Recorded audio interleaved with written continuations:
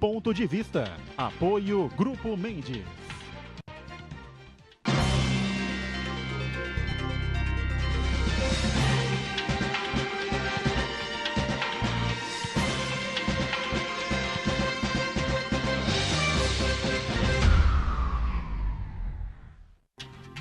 Olá, começando aqui mais um Ponto de Vista, você acompanhando sempre a gente neste horário da 1h30 da tarde, horário do almoço, a tradição do debate político, da discussão sempre importante dos temas que formam aqui a nossa pauta, não é? A pauta da cidade, os temas da cidade, da nossa região metropolitana, e, claro, assuntos de interesse nacional que estão aí bombando, não é? No dia a dia para, sei lá, acelerar o coração de muita gente, para deixar todo mundo preocupado e ninguém às vezes entende coisa nenhuma do que acontece no país.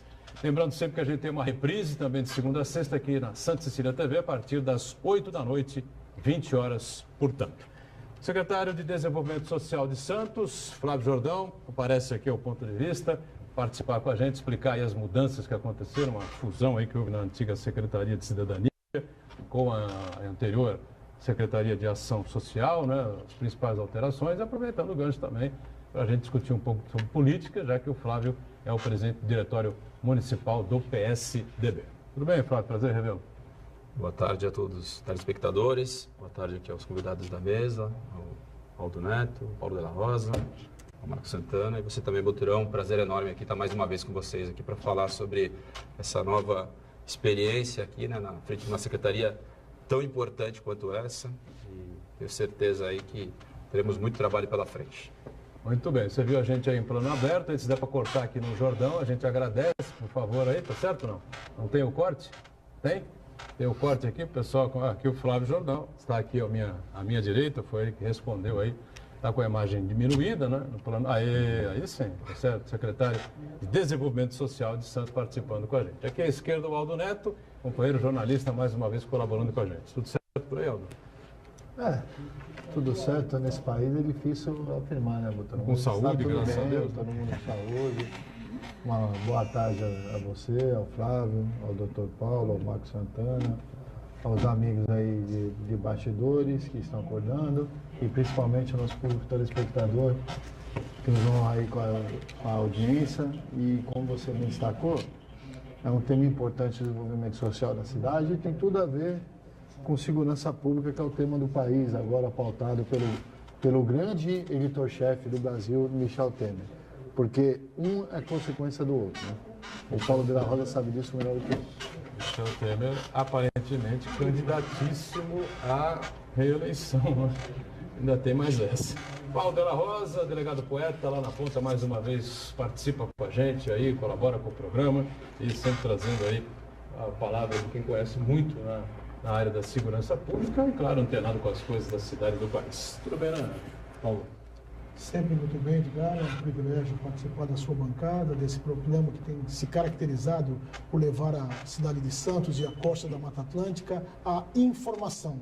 Uma informação verdadeira, independente. Um privilégio estarmos com o secretário Flávio Jordão.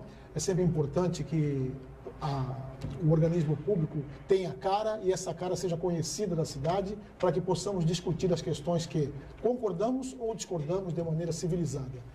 Ao meu amigo Aldo Neto, um jornalista brilhante, se não fosse santista seria um ser humano absolutamente único, e ao querido Marco Santana, um intrépido, corajoso, um amigo leal. E hoje, se você me permite, eu quero deixar um abraço especial ao dentista, Dr. Mauro Nascimento, que num momento tão difícil acaba melhorando um pouco o sorriso da gente, porque há pouco motivo para sorrir nesse país ultimamente. Muito bem, isso é verdade. Assinamos embaixo aí as declarações iniciais, palavra de abertura do Paulo de la Rosa. E Marco Santana sempre atento aí às redes sociais, lá na ponta, né? Nas transmissões nossas aqui do Ponto de Vista e a sua participação. Tudo bem, Santana? Tudo bem, boa tarde a todos. Boa tarde especial que nos acompanha ao vivo, do Ponto de Vista.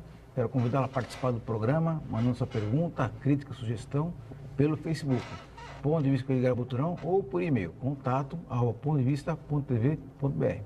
O programa também pode ser acompanhado ao vivo pela internet, santaportal.com.br/tv. As edições anteriores do Ponto de Vista estão disponíveis no nosso canal no YouTube e também na nossa página no Facebook. E você que nos acompanha na reprise, às 20 horas, uma boa noite.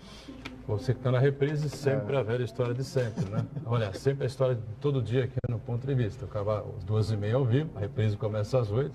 Tantas e tantas novidades podem acontecer. De repente, até o cancelamento do decreto, aí depois a gente acha que não vale mais a pena, enfim, né?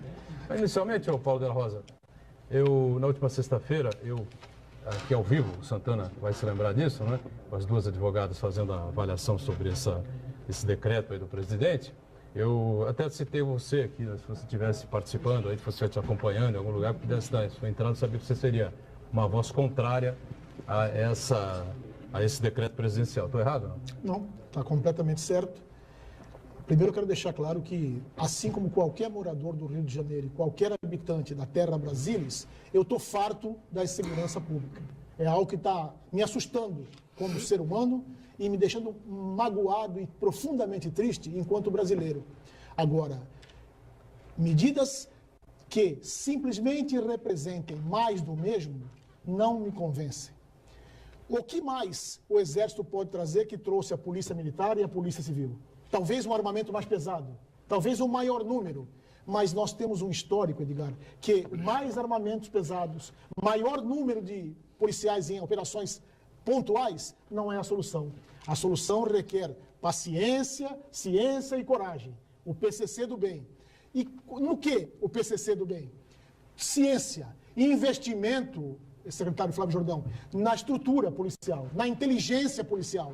Homens do quilate do secretário Sá, que agora deixou o governo do Rio de Janeiro, é uma perda lastimável para a estrutura, porque era um homem que entendia bem, com a clarividência dos espertos com X, que a segurança requer inteligência. Então, o que vai acabar acontecendo, Buturão? Mais uma vez, a população que está desesperada por uma solução, acaba por acatar de maneira irreflexiva o populismo barato. Vamos colocar o Exército na rua, vamos esquecer a questão da Previdência, vamos lá autorizar a entrada nas favelas com um mandado coletivo, ou seja, desrespeitando os direitos individuais e colocando em risco, sim, mais uma vez, aquele que menos pode ter defesa. Porque, na verdade, quando uma organização do Exército vai para a guerra, e eu sou um apaixonado pelo Exército brasileiro, ele vai para matar ou morrer. E segurança pública não é matar e morrer. Segurança pública é devolver à sociedade, secretário, a paz e a ordem social.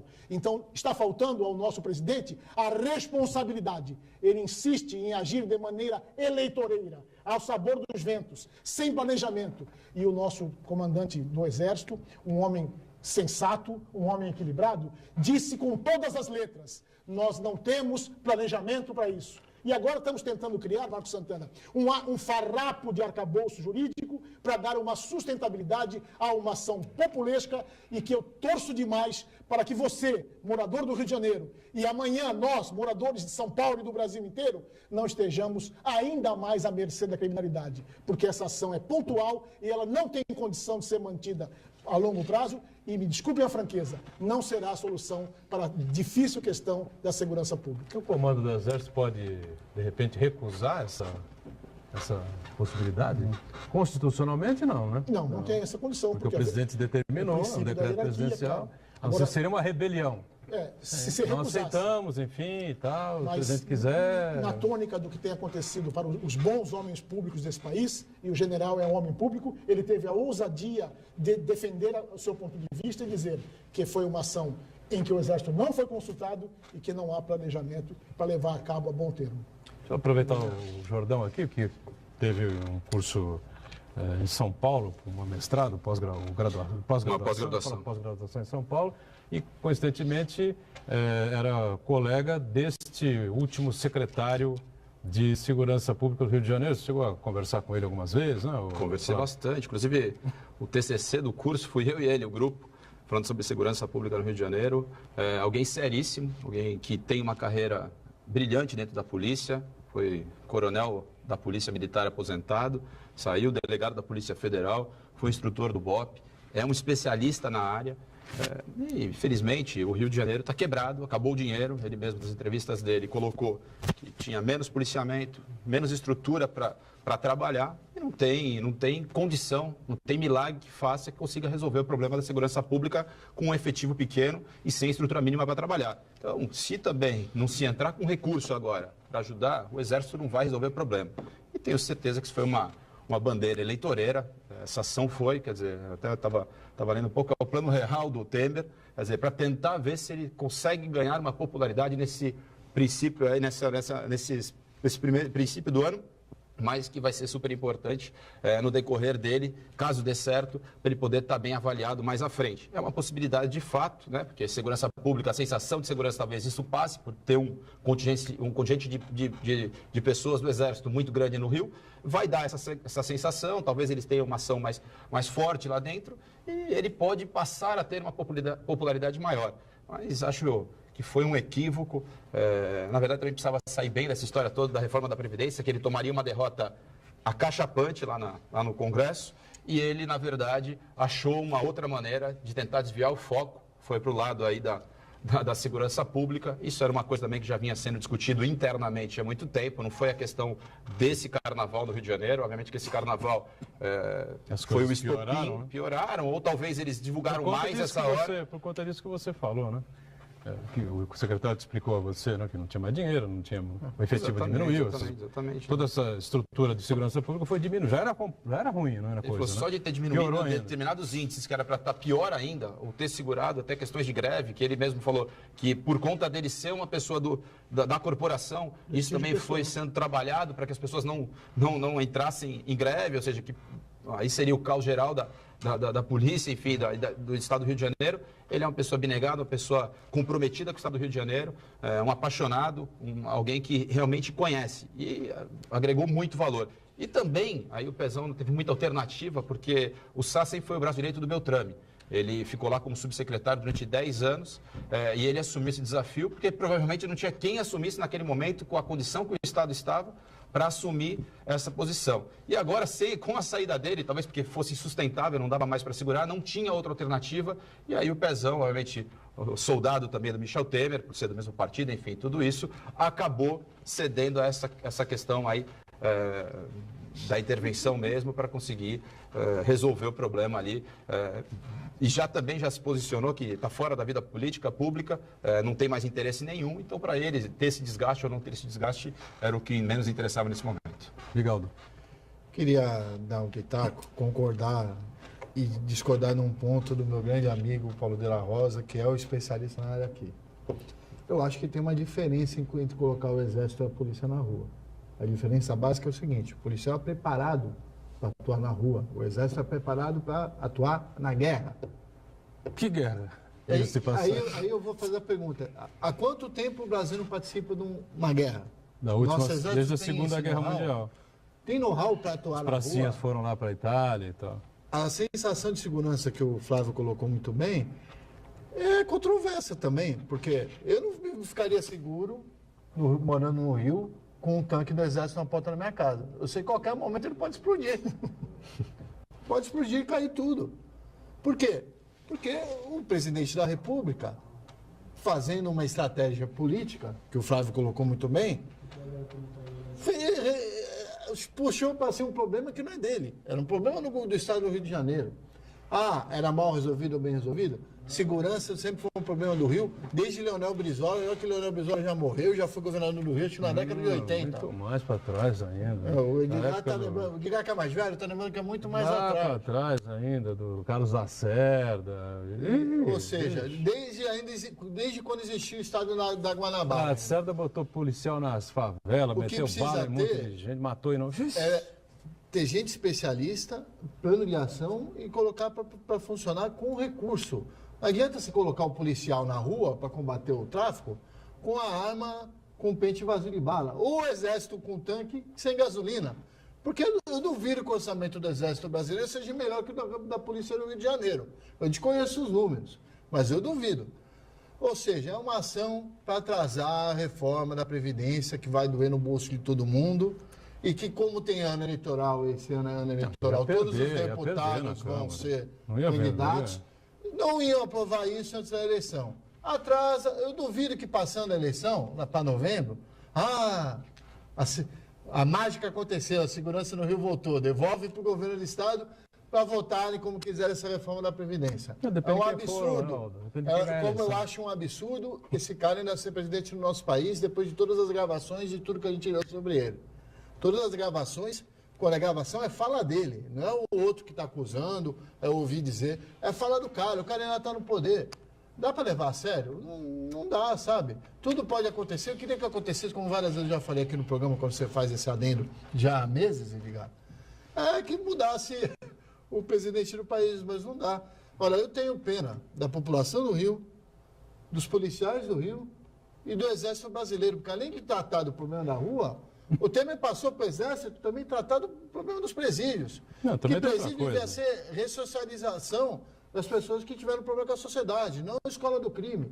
Irmão, como é que o Exército vai cuidar de presídio? Que know-how tem? Nenhum. Então, ou a gente encara o problema de forma séria, ou a gente vai ficar aqui enxugando gelo o resto da vida e achando que, ele resolveu. E porque outra ele coisa, vai ser candidato com o apoio do DEM e vai vender isso aí. Não se iludam. Você tem, estatisticamente, né, a situação do Rio de Janeiro é muito inferior em termos de violência do que alguns outros estados do país, né? Questão per capita, né? Que, na verdade, é o que acaba interessando, né? É claro que o que acontece no Rio tem uma proporção, um volume muito maior pelo tamanho, né? Da cidade maravilhosa, né? Também, né? Teve a cobertura da Rede Globo, né? Não, Globo, claro. Bastante. Aí o Espírito Santo deveria ter intervenção, Rio Grande do Norte tem intervenção, Ceará devia ter intervenção, Maranhão devia ter intervenção. Se eu estiver esquecendo algum aí, o Paulo, então, você na verdade, lembra, né? Vários outros poderiam ter essa intervenção também, mas foi escolhido a dedo do Rio de Janeiro porque a repercussão número de mortes por 100 mil habitantes do Rio não é pior, né? Não tem repercussão e o governador que está morto já. Sem dúvida. E, na verdade, a segurança pública é uma doença que tomou conta do Brasil como um todo. E talvez a febre maior, aquela mais evidente, é no Rio de Janeiro. Então, qual foi a solução? Nós estamos recrutando todos os médicos do país e colocando no Rio de Janeiro para tratar efeitos dessa doença, e esquecendo do país como um todo. Eu repito, o Exército Brasileiro é louvável. Era preciso que esse tipo de investimento que está sendo feito lá no Rio de Janeiro fosse para levar esse exército às fronteiras, para evitar o tráfico de armas, para evitar o tráfico de drogas. Porque me parece muito mais lógico que nós evitemos que os rifles, os fuzis, os FAUs cheguem aos menores do Rio de Janeiro para serem usados matando a gente do Rio, evitando que eles ultrapassem as nossas fronteiras. Agora aqui, por mais que fechemos todas as estradas, por quanto tempo nós conseguiremos fechar todos os acessos ao Rio de Janeiro? É impraticável. Nós temos que ter um investimento altíssimo, Aldo, na questão de inteligência. Inteligência policial, inteligência na administração penitenciária. E eu termino, secretário Flávio, dizendo o seguinte: segurança pública é apenas o último vagão de um trem enorme chamado Estado. Nós estamos querendo colocar o último vagão na frente, como se fosse locomotiva. E isso prova que estamos fazendo ao sabor dos ventos, ao sabor do interesse eleitoreiro e, lamentavelmente, prestigiando os ladrões amigos, porque o PMDB do Rio de Janeiro destruiu o Rio de Janeiro. É uma terra de bandidos, não bandidos nas favelas, não bandidos nas comunidades, não bandidos nas garotas de Ipanema, bandidos que estão usando os postos mais altos do Estado há décadas. Santana, quer completar alguma coisa para a gente virar aqui? Destacar dois aspectos que eu acho muito importantes nessa hora. Primeiro é o seguinte, se perguntasse para o comandante do Exército se ele gostaria, de jeito nenhum que ele gostaria de se meter numa fria dessa, é uma encrenca danada.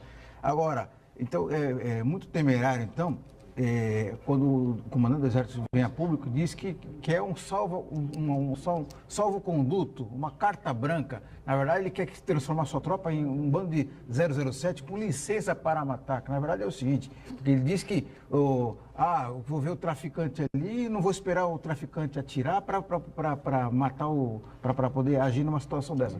Agora, o problema é o seguinte, no Rio de Janeiro são vários casos, é muito comum, casos de erro policial. Imagina a tropa do Exército que não está preparada. Recentemente, uma pessoa foi morta porque está carregando um guarda-chuva, foi confundida porque achavam que estava carregando um fuzil. Quer dizer, Na verdade, o Exército Brasileiro foi metido numa fria e esse tipo de conduta aí vai acabar provocando uma série de vítimas fatais. Outra coisa que me preocupa bastante é a reação de uma parcela significativa da população, que acha que vai ser a salvação da lavoura, que vai ser realmente a solução. As pessoas que acreditam no Batman, que acreditam no Super-Homem, que vai achar que vai resolver O Exército uma questão... O Exército teve nas ruas do Rio de Janeiro até outro dia. Aí, né? Resolveu.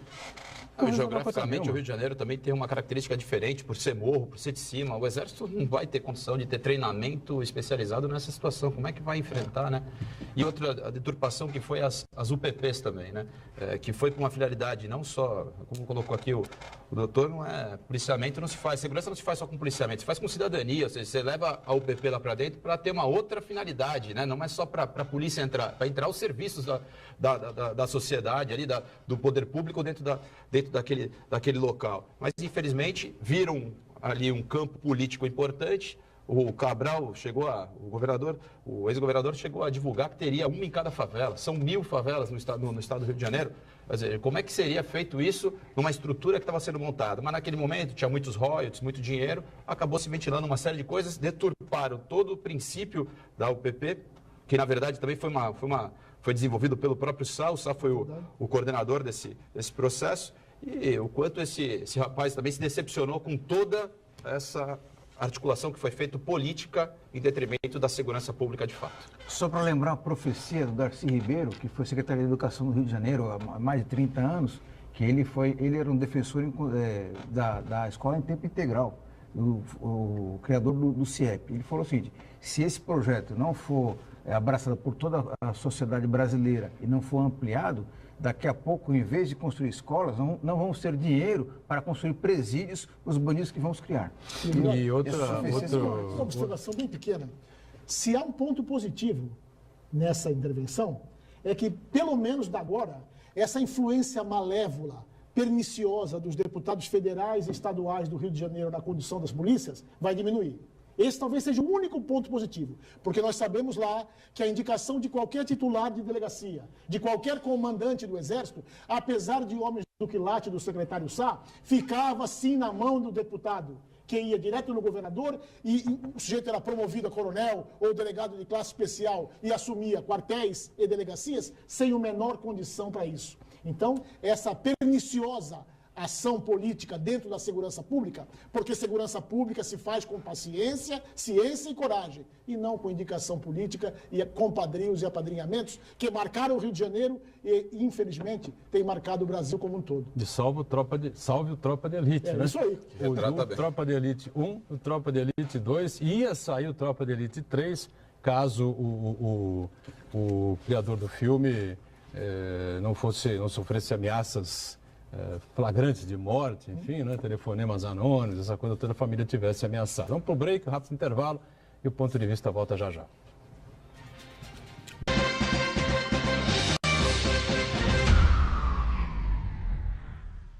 Existe um lugar em Santos onde você encontra os empreendimentos mais fascinantes da região. Um lugar amplo, aconchegante, feito para oferecer o melhor atendimento para você. Um lugar que reúne as melhores opções residenciais e comerciais nos bairros mais nobres de Santos. Um lugar que a gente nem precisava dizer, porque você já sabe. Central de Vendas Grupo Mendes, Rua Guaiaó 55, Aparecida. Venha fechar um bom negócio para abrir as portas do seu novo lugar.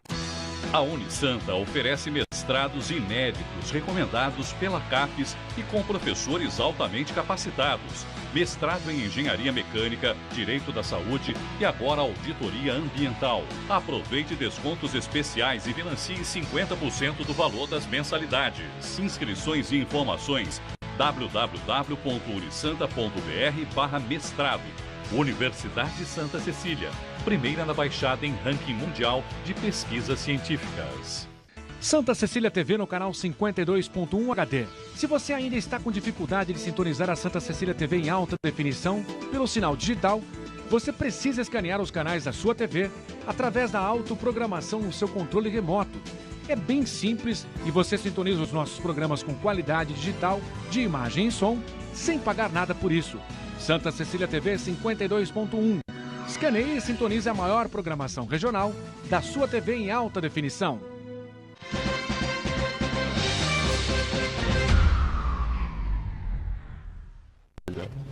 Sequência aqui do nosso ponto de vista, satisfação recebendo o Flávio Jordão, secretário de Desenvolvimento Social aqui da cidade, a Prefeitura de Santos, Aldo Neto, Paulo de la Rosa, Santana, sempre atento aí às redes sociais, sempre com a gente aqui, né?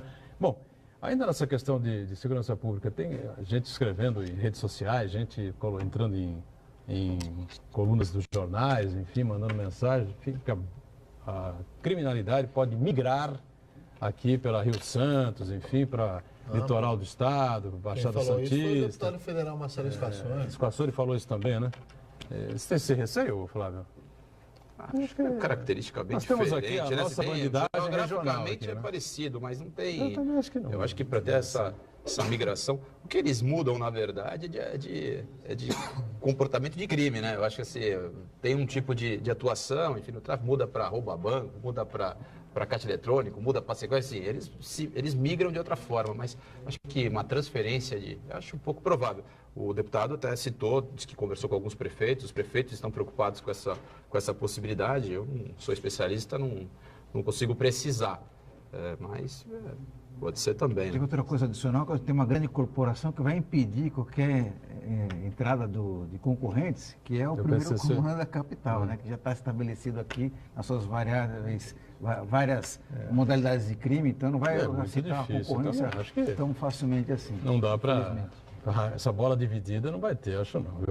Flávio Jordão, a secretaria, então, anterior que você comandava aqui na Prefeitura de Santos, era a Secretaria de Cidadania, né? Relações Institucionais e Cidadania. Institucionais e Cidadania, e agora você comanda uma espécie de uma fusão aí entre a cidadania e a ação social, transformada agora a pasta em Secretaria de Desenvolvimento Social. Mais ou menos isso que eu falei mesmo.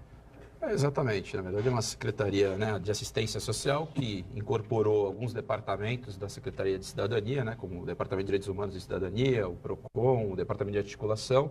Ficou uma secretaria mais robusta, mas nós prevaleceremos aí todos os órgãos independentes, não terá junção de nada, né? Houve a palavra fusão que causou uma expectativa tanto no lado da cidadania quanto no lado da assistência social, por achar que poderia ter algum conflito de interesse nas políticas, e não terá nenhuma, será bem dividido isso.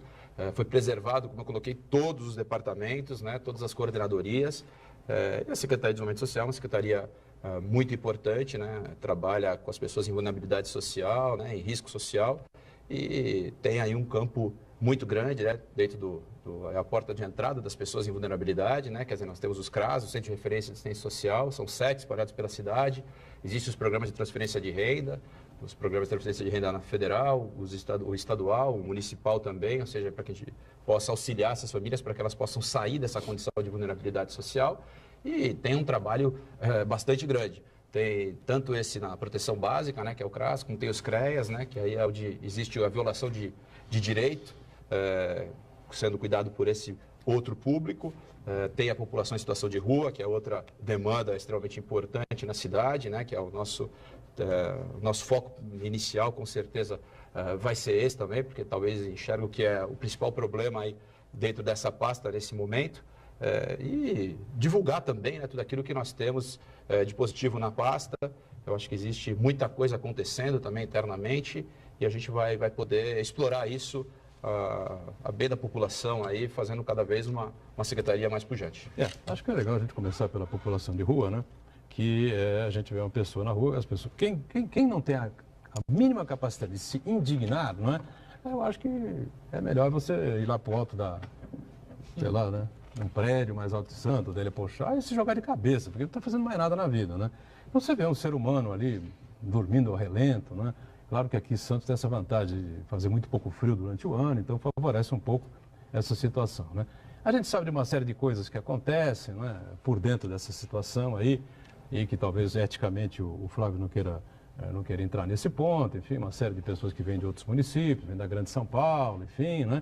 Mas é preciso que haja uma tomada de posição, algo de diferente, não é, seja feito daqui para frente nessa área para ajudar essas pessoas de alguma forma, não é, e evitar que elas continuem nas ruas e principalmente que durmam, né, na porta de comércios, de bancos e essa coisa toda, porque é uma coisa realmente terrível, né, no dia a dia que a gente vive. O que vai acontecer daqui para frente? Já tem aí um planejamento em cima disso?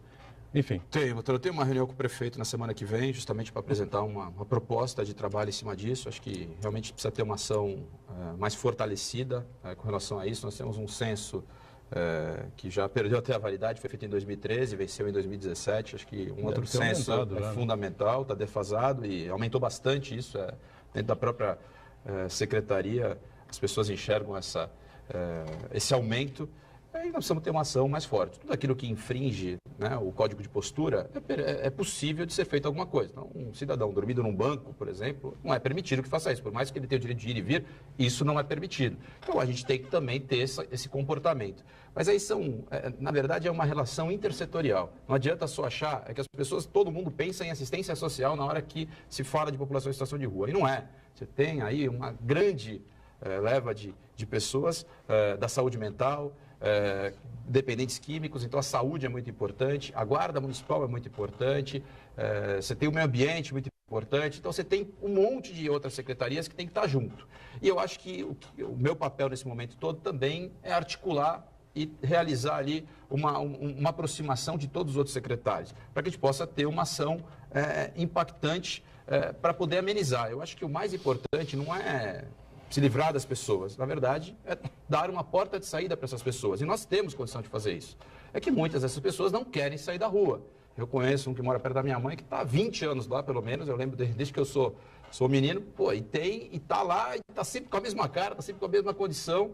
Eu nem vejo esse rapaz aí drogado, nem nada, ou alcoolizado. Pelo que eu vejo, ele está sempre com uma cara boa, sabe, teria condição de hoje estar trabalhando e, pelo jeito, não está afim de fazer absolutamente nada. Então, a gente tem que também aproximar, e aí tem especialista dentro da nossa secretaria, né, os técnicos, que cuidam da abordagem social, né, que faz essa abordagem, que cria o vínculo com as pessoas. Não também querendo dizer que não faremos a outra parte, que é tirar essas pessoas também de locais onde elas não podem ficar, que é deitada na grama da praia, que é ficar deitadas no banco, ou seja, isso tudo tem que ser controlado por outras secretarias que vão estar integrados a um trabalho que nós estaremos fazendo. Nós estaremos encabeçando esse trabalho, mas com um grupo de outros secretários que entendam também essa importância e possam facilitar e ajudar a gente nesse trabalho. A gente, obviamente, como eu coloquei, vamos fazer um censo, queremos fazer isso rapidamente para poder ter esse número e esse balanço geral, para que a gente possa começar a trabalhar, intensificar o trabalho. Acho que existe uma necessidade de alguma reposição também de quadro, de pessoas, ou seja, fortalecer isso.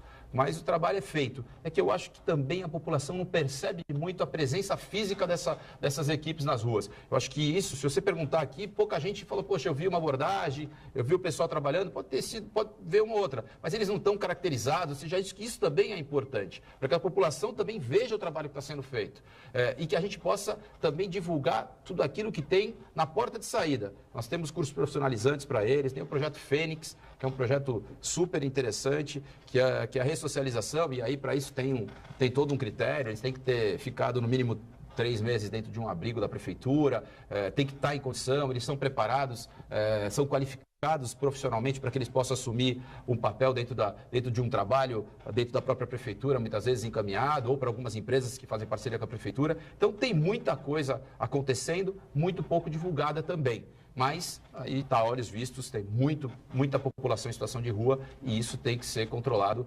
urgentemente, porque senão você perde. Isso não é um problema de Santos, é bom deixar claro, isso não é um problema aqui específico da cidade de Santos, é um problema que nós temos isso no Brasil inteiro e no mundo e que precisa aí, eu tenho muita humildade para trabalhar junto a especialistas, nós vamos sentar, nós vamos envolver a sociedade civil, nós vamos envolver técnicos para que a gente possa, de toda forma, achar uma saída para isso em conjunto.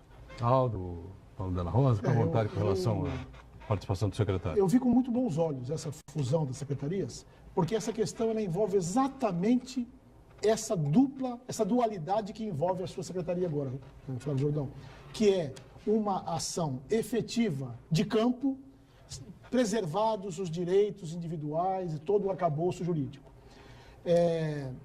Eu sou crítico de algumas ações da prefeitura, mas acho que nesse particular a prefeitura acertou e entregou ao seu secretário a obra mais difícil, na minha opinião. E para fazermos uma ilação entre as duas realidades, os grandes desafios para os mais leais e mais competentes generais. Então, a sua função nesse aspecto vai ser muito importante. Primeiro porque a presença do morador de rua, ela contribui com essa sensação de insegurança pública. Além de afetar aquilo que o Boturão falou com muita propriedade, o lado emocional. Não tem uma família santista que não se sinta incomodada, quer por se sentir assustada por a questão da segurança pública, quer por se sentir sensibilizada com aquele indivíduo ali naquela condição. Então, eu acho que a secretaria sua tem um papel fundamental nesse momento. É um trabalho absolutamente hercúleo. Não é simples, é importante que a população saiba. E eu acho que eu tenho essa isenção, porque quando eu não concordo com a prefeitura, digo aqui, digo no Facebook, mas nisso eu acho que acertou. É importante que o amigo saiba disso.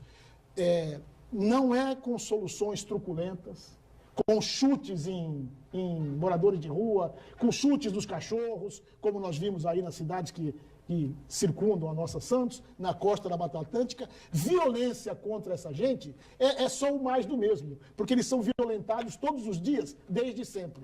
Nos cabe aí inteligência. É importante uma fala do secretário agora que me deixou inspirado, Aldo, quando ele diz que vai ter a humildade de buscar especialistas na área e um segundo patamar que ainda prova que está no caminho certo, pelo menos agora no começo. É uma questão interdisciplinar. Ela vai muito mais do que o simples assistencialismo. É óbvio que nós temos drogados na rua, é óbvio que nós temos pessoas sem nenhuma condição financeira, mas nós temos um quociente que os estudiosos em nível de Brasil dizem que vai por volta de 20%, que é o esquecido emocionalmente. Aquele que não tem esperança mais, que largou a sua família. Então, Edgar, a comunidade santista está sentindo muito duro esse crescimento da população de rua. E eu espero, secretário, que no diapasão do que disse no começo, às grandes emissões, os mais leais generais, e é indiscutível, concordando ou não com a administração, que o senhor tem se apresentado como um leal à administração, que o senhor tenha a felicidade de resolver essa questão. A nossa cidade precisa e as soluções imediatistas são populistas. Nós estamos vendo que não funcionaram, não funcionam e não funcionarão. Que o senhor tenha a felicidade de encontrar esse auxílio e, especialmente, que a comunidade de Santos, que a família santista perceba que, nesse momento, concordando ou não com o seu prefeito, concordando ou não com a administração, esse não é um problema do prefeito. Esse é um problema da cidade. Então, até aquele comerciante que enxota o sujeito de lá, até aquele morador que é assistencialista demais, que quando alguém vai lá, coitadinho, ele nem é coitadinho, nem é vilão. Ele é um cidadão em situação de vulnerabilidade que precisa de um Estado presente e, se o senhor me permite uma sugestão, atender sem colete, atender sem identificação do Estado é um desserviço. Eu preciso ver que ele está sendo atendido. Eu preciso sentir que a minha prefeitura está trabalhando. Então, colete no povo, secretário. E a segunda questão, que eu acho bastante louvável, é que tenhamos, a todo momento, a noção da necessidade dessa interdependência das secretarias. No Estado moderno, a administração pública moderna não se faz mais com blocos estanques. É um conjunto de secretários trabalhando em torno do nome do seu prefeito e muito mais que isso, em prol da sua cidade. Muito bem. Aldo, em cima desse tema ainda? Olha, eu estava quase subscrevendo tudo que o Paulo de la Rosa estava falando, mas eu quero discordar num ponto e também discordar do Flávio. Até porque não tenho conhecimento técnico para isso, e usando da humildade que o Flávio usou, eu acho que tem que se ouvir os especialistas. Eu não sei se está todo mundo de colete é a melhor solução. Porque esse pessoal de população de rua, quando vê um colete, costuma fugir. Porque sofreu muito na mão do Estado. Vamos colocar o Estado, a sociedade. A sociedade estando lá representada, uniformizada, talvez não seja a melhor ação de abordagem nesse tipo de pessoal. Não sou especialista no assunto, o Flávio tem trocentos lá na secretaria e ele mesmo já é especialista no assunto porque trabalhou um bom tempo com o Paulo Alexandre na Secretaria de Desenvolvimento Social do Estado. E quero falar também que foi um grande acerto do governo essa junção de secretarias, porque essa separação aí de cidadania foi feita por um prefeito passado para fazer aqueles acomodograma político. Precisa atender o fulano. Aí separa o o social do que é serviço, porque na verdade a cidadania é serviço social e a assistência social é essa ação mais de campo. E juntar os dois é você ver a nomenclatura que tem desde o Ministério à Secretaria Estadual e aí vai. Foi um acerto, está correto o governo. E se eu ficar aqui falando do Flávio como você falou, eu subscrevo tudo, porque o Flávio eu conheço desde pequeno, sei da capacidade, sei da vontade, sei a folha de serviços prestados ao serviço público que ele tem. Acho que foi uma escolha muito acertada do prefeito. Diga, Santana. Eu acho que é um problema de dificílima solução, até porque eu acho que quem está na situação de rua não está porque quer, porque acha que é mais cômodo, que é mais fácil. Uma boa parte dessa população é dependente de álcool e outras drogas, o que deixa a questão muito mais complexa. Se a gente quiser imaginar que vai ter uma solução simples, vai ter o resultado que teve o prefeito de São Paulo, João Dória, quando decidiu ali num modo intempestivo tentar acabar com a Cracolândia e só piorou a situação. E outra coisa que me preocupa bastante, quando sempre a gente fala de morador de rua, as pessoas, uma boa parte das pessoas, da população, principalmente em Santos, espera apenas uma resposta do poder público, da prefeitura, acha que a prefeitura tem a obrigação de resolver a situação e não percebe a sua responsabilidade como cidadão também.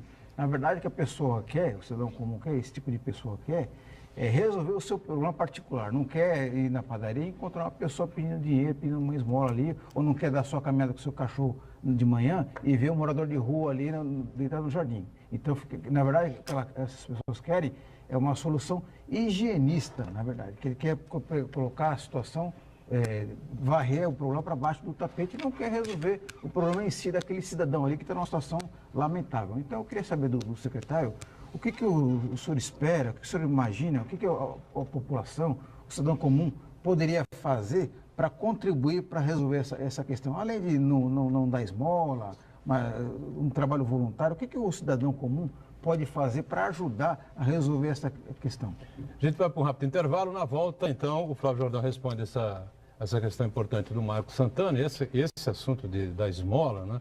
Em governos anteriores, eu falei com vários secretários dessa pasta, ação social, enfim, né? Pô, a campanha tem que ser maciça, amigo.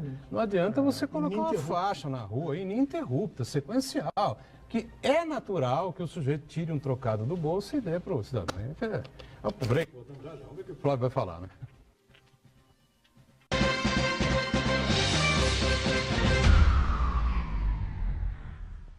Existe um lugar em Santos onde você encontra os empreendimentos mais fascinantes da região. Um lugar amplo, aconchegante, feito para oferecer o melhor atendimento para você. Um lugar que reúne as melhores opções residenciais e comerciais nos bairros mais nobres de Santos. Um lugar que a gente nem precisava dizer, porque você já sabe. Central de Vendas Grupo Mendes, Rua Guaiaó 55, Aparecida. Venha fechar um bom negócio para abrir as portas do seu novo lugar.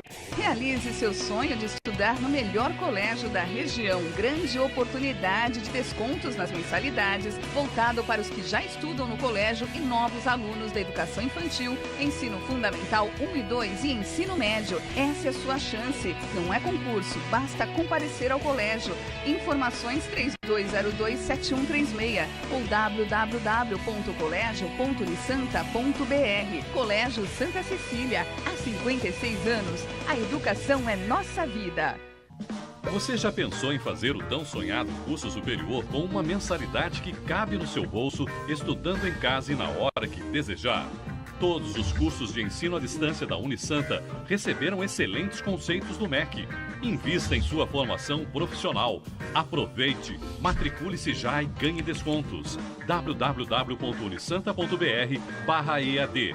Informações 3202-7199.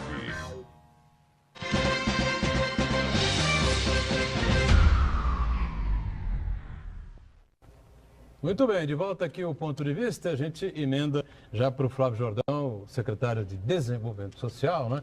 O questionamento levantado pelo Marco Santana no final do outro bloco, do bloco passado, sobre a participação, né? Engajamento da sociedade em todo esse processo, especialmente na questão dos moradores de rua. Eu já levanto o primeiro ponto, né? Como convencer as pessoas a não dar esmola, né? Que dar esmola é contribuir ainda mais, porque os moradores de rua permaneçam, queiram permanecer onde estão, Flávio?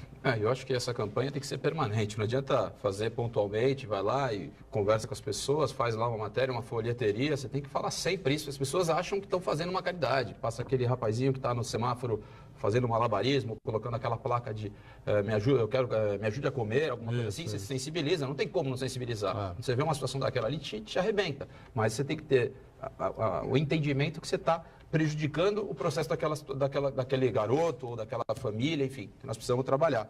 E tentar trazer essa população para dentro, já que ela pretende fazer trabalhos sociais, tem muitas entidades que fazem esse trabalho, para dentro dos abrigos da prefeitura, trabalhar em conjunto, em consonância com a prefeitura. Tem um estudo que diz que nenhuma população em situação de rua de Santos passa fome. Não tem, porque a população é caridosa. Você tem os quiosques na praia, você tem o Bom Prato, você tem uma série de possibilidades de atendimento. E tem essas entidades, né, que acabam querendo ajudar, na melhor das intenções, mas que fazem aí um desserviço para esse processo, para que eles possam realmente querer tirar essas pessoas da rua, não é dando comida para eles. E só dizer que a Prefeitura de Santos, outro dia eu vi até essas pessoas podiam ser engajadas nesse processo de uma outra maneira. Sim, e nós vamos fazer isso. A gente já tem algumas campanhas que até acontecem muito, até em Paris acontecem umas campanhas muito interessantes, estava discutindo isso hoje, conhecendo algumas delas, que a gente tem que trazer bons modelos de outros lugares do mundo também, de outras cidades do Brasil, para que a gente possa trazer para cá, para fortalecer esse trabalho e envolver a sociedade civil. As pessoas precisam participar desse processo, entendendo aquilo que é benéfico para aquela população.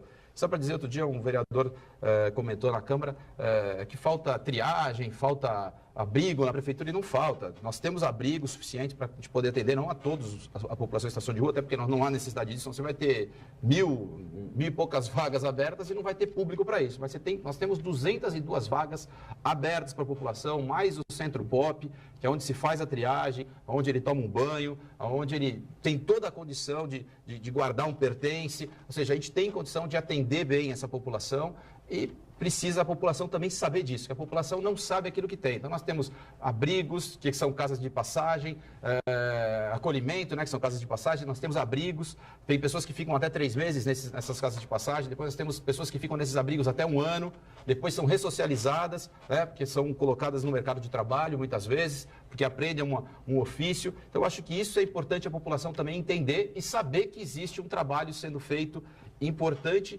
em condições para essas pessoas. Nós estamos dando condição para essas pessoas buscarem um outro tipo de vida.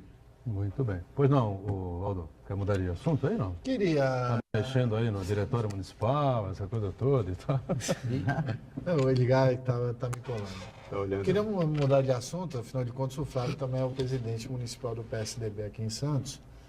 E nós vamos ter eleições gerais esse ano e o PSDB em Santos elegeu um deputado federal, que é o João Paulo Papa, e tem já vários, digamos assim, pré-candidatos a deputado estadual. Tem o próprio Edmur Mesquita, que já foi deputado estadual, que já declinou o que deseja ser, o vereador Augusto Duarte, que é vereador de primeiro mandato, e o vereador Kenny Mendes, que está ameaçando, pelo menos fala aí, que vai mudar de partido. Além disso, tem a condição na eleição para governador, que é a grande discussão da tucanada hoje em dia, né, Edgar? Se vai ter candidato, não vai ter candidato, uma hora vai, outra hora não vai, outra hora não sabe. Essa é a maior encrenca, eu acho que o PSDB vive nessa sua história. Eu queria saber do Flávio, a gente já ouviu o prefeito falar sobre esse assunto e dizer que, na opinião dele, tinha que haver uma composição com os partidos aliados, leia-se o vice-governador Márcio França. Você consegue conduzir o partido dentro dessa fervelhança toda aí de vários pré-candidatos, várias situações? Como é que é essa condução e o que a população pode esperar do PSDB nessa eleição que nós vamos ter agora em outubro? Bom, nós temos aqui o ex-prefeito de Santos, João Paulo Tavares Papa, eleito deputado federal, né, quer dizer, um grande nome. Temos aí o vereador mais votado da cidade, mais votado da história da cidade, né, com 25 mil votos praticamente.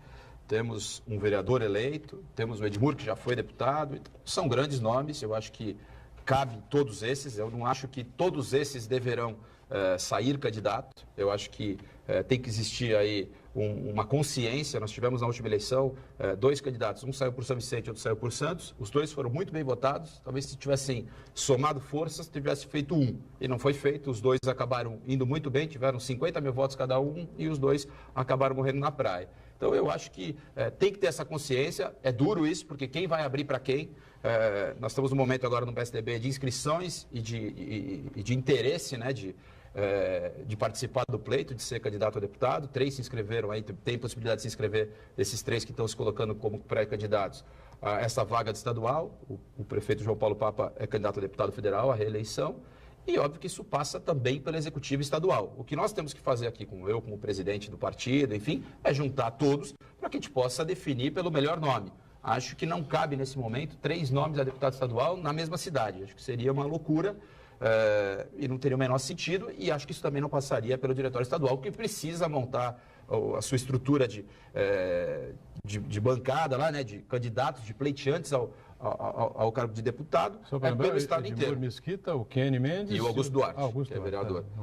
Ele até hoje me mandou uma mensagem dizendo que se cadastrou com sucesso, enfim, porque vai indo por etapas. Então tem a primeira etapa lá, se cadastra, depois tem que preencher o cadastro, e hoje parece que finalizou, ele até me mandou, já estou cadastrado. Então ele tem interesse de fato de ser candidato. Aí acho que são, como eu coloquei, três bons nomes. Agora precisam fechar um consenso. E com relação ao governo do estado, né, o prefeito Paulo Alexandre sempre colocou, a gente deveria ter um pensamento um pouco maior, pensar no macro, pensar na candidatura de presidente da República, onde o governador Geraldo Alckmin tem essa possibilidade de sair candidato e ter êxito. Acho que quem quer tudo acaba não tendo nada. Acho que o Márcio já vem saindo muito na frente nesse processo todo. Tem conseguido grandes alianças, né? Grandes partidos estão coligando a ele. E o PSDB, a hora que definir isso, e vai definir isso só para o final de março, porque nós vamos ter as prévias, e foi decidido ontem no Diretório Estadual, que serão 2 turnos de prévias, isso acontecerá no final do mês de março. Até lá, até você decidir, aí que essas pessoas vão começar a buscar as coligações, o Márcio os já tem 30 partidos com ele. Aí o Márcio já está com praticamente tudo fechado e fica muito difícil.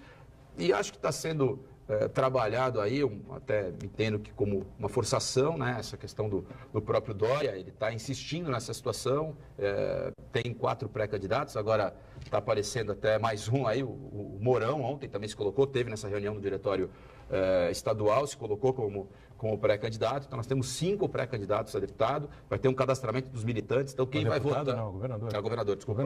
Vai ter uma então, vamos inscrição. Lá, o prefeito de Praia Grande, Alberto Mourão, o Zé Aníbal, foi suplente, que é o suplente do senador Zé Serra, o Pézaro, que é secretário de Desenvolvimento Social do Estado, e o Luiz Felipe Dávila, que teve aqui no programa, um cientista político que está fazendo um trabalho, também está percorrendo o Estado inteiro para tentar se viabilizar. E aí, como eu coloquei, quem vai participar dessas prévias vão ser os filiados. Vai ter uma inscrição prévia, as pessoas vão poder se cadastrar e vão poder ter o voto.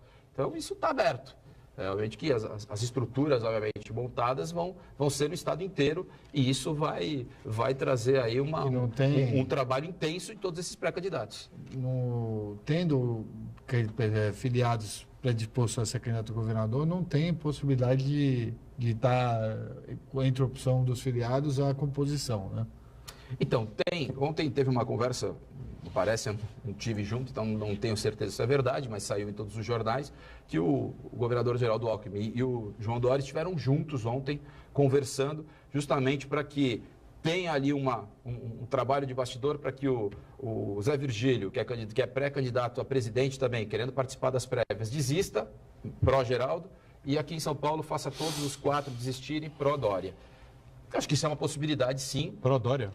Para o Dória ser o candidato. Todos os 4 desistiriam para ele ser e também desistiria o Zé Aníbal, o candidato a presidente, está nos jornais. O Arthur Virgílio desistiria para ser candidato para apoiar o governador Geraldo Alckmin.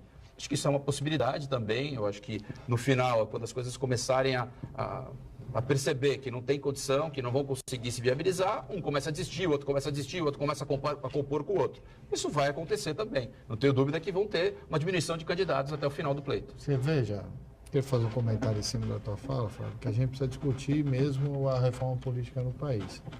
Essas várias opções políticas dentro de um partido é natural, por exemplo, nas eleições dos Estados Unidos, onde se tem 2 anos de campanha. Um ano é campanha interna e o outro é externa, porque as pessoas, mesmo na mesma linha de pensamento, podem ter as suas divergências. E o não respeito a essa divergência é que acaba criando 40, 50 partidos no país. Ah, briga aqui, não me dá um espaço, eu vou para lá, formo um outro partido.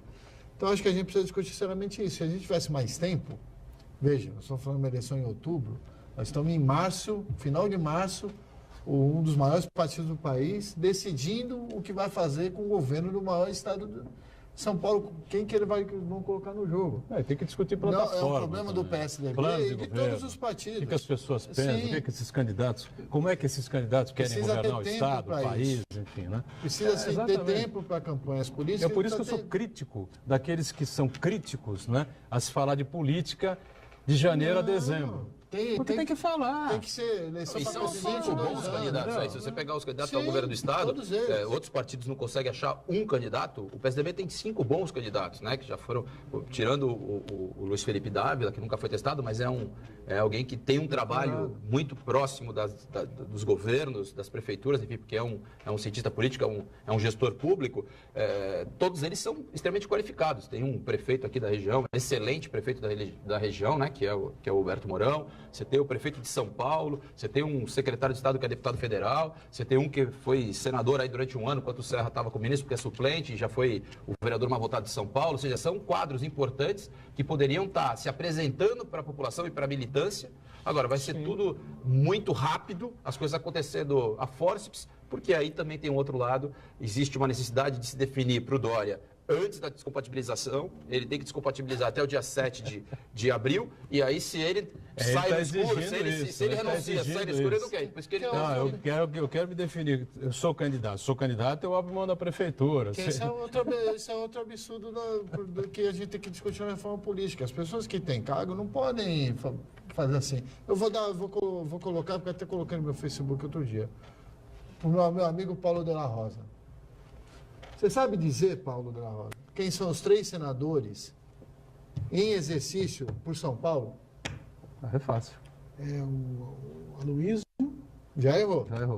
Já errou. Não está em exercício, é verdade. E quem é o suplente da Aloysio? Nem eu lembro. Eu pesquisei, mas nem eu lembro. É um rapaz, auxiliar do MDB, que pelo visto não tem história política, porque a população não vê quem é o suplente do senador. E o senador, há 8 anos de mandato, acha que pode ser candidato a vice-presidência da República, ser ministro, e abandona o mandato.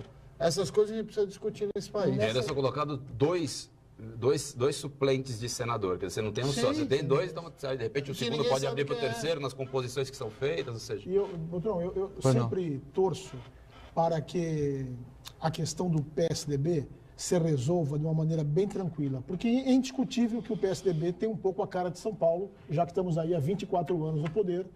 Eu tenho lá as minhas ressalvas, e fato é que se a população não estivesse contente, não haveria essa sucessão de reeleições do PSDB.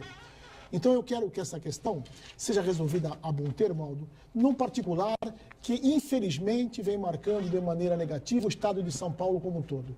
Que nessa eleição se discuta a candidatura, e eu quero pegar aqui as melhores falas de 2 pessoas importantes nesse processo. Uma do pré-candidato Márcio França e uma do governador Alckmin.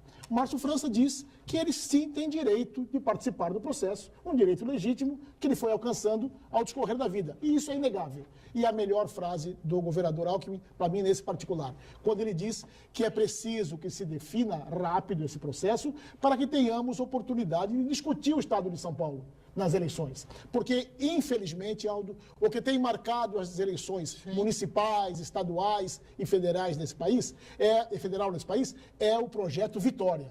Como é que nós vamos fazer para ganhar a eleição? E São Paulo não merece isso. Santos não merece isso. Nós precisamos discutir o projeto Mudança, ou o projeto Implantação de uma política mais eficiente, mais respeitosa, mais cidadã. Eu espero... Está perfeito, mas falta tempo para isso. Mas olha, com esses nomes, como lembrou o secretário, bons do PSDB, outros nomes bons em outros partidos, eu quero acreditar, secretário, que nessa oportunidade nós vamos ter pelo menos um pouco dessa discussão. Agora, é melhor que discutamos em um mês, Aldo, que nós não discutamos nunca e simplesmente todo mundo se junte só para ganhar a eleição. O Estado de São Paulo não merece isso. Essa febre que está no Rio de Janeiro é uma doença que toma conta do país como um todo. Se nós formos só buscar Projeto Vitória, amanhã vai começar a erupção cutânea aqui em São Paulo também. Só por essa coisa de pegar o gancho do tempo, né? O Márcio França anunciou ontem mais 2 ou 3 partidos, né, que se juntaram à coligação, enfim. Se eu não estou enganado, com esses partidos todos junto ao PSB, nenhuma outra coligação mais poderá ter o mesmo tempo de TV poderia. que o Márcio França. Se fechar com o PMDB, se fechar com o DEM, se fechar o PSDB, você tem aí uma estrutura muito grande e ficaria com o Geraldo, se conseguir fechar PSDB, PMDB e o DEM, terá o maior tempo de televisão. Pode ser, porque existe composições, aí abre o Senado para um, abre o Senado para o outro, você tem a vice para alguém, você ainda tem condição de fazer uma boa composição. Abriria a mão mas tem que correr. Parece que ele teria uma possibilidade de ele ser candidato a Senado. Agora, tentaram também o Márcio vir para o PSDB, que seria uma outra possibilidade, ventilou, o Márcio, eu acho que refletiu, pensou, mas abriu mão disso, e eu entendo que o PSDB vai ter candidato, não abriria mão. Eu também acho que nesse possivelmente aí as coisas vão acontecer, e aí quem tem um pouco mais de estrutura tem a condição de também ganhar essa Vou ganhar o café do Boturão, porque eu falei que ia ter candidato. Do PSDB? É. Você falou isso mesmo? Apostamos isso? Apostamos. Mas o Santana é testemunha aqui. Testemunha o Santana. Me inclua fora dessa. Estou achando estranho. Em todo caso, vamos lá. Obrigado ao Aldo por estar com a gente. Estamos no finalzinho aqui. Paulo de la Rosa, sempre o lugar cativo aqui. Obrigado, secretário. Sucesso aí à frente da pasta, viu? Até uma outra com a gente. Obrigado. E o Marcos Santana, sempre atento às redes sociais, diariamente conosco. E nós, junto com você, sempre de segunda a sexta-feira aqui na Santa Cecília TV, 1h30 da tarde, ao vivo. E a reprise às 8 da noite. Valeu, obrigado, gente.